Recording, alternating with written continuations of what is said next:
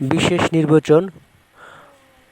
মনে করি একটি বর্গক্ষেত্রের এক বাহুর দৈর্ঘ্য এ দেওয়া আছে। বর্গক্ষেত্রটি আঁকতে হবে। যে কোনো রশ্মি এপি নেই।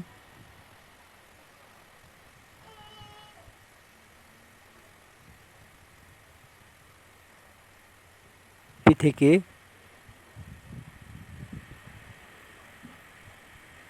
এবি অংশ কাটি এবং একিউ থেকে এডি অংশ কাটি।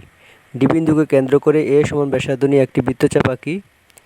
বি বিন্দুকে কেন্দ্র করে ওই একই ব্যাসার্ধ নিয়ে আরেকটি বৃত্তচাপ আঁকি। মনে করি বৃত্তচাপদ্বয় পরস্পরকে সি বিন্দুতে ছেদ করে ডিসি এবং বিসি যোগ করি।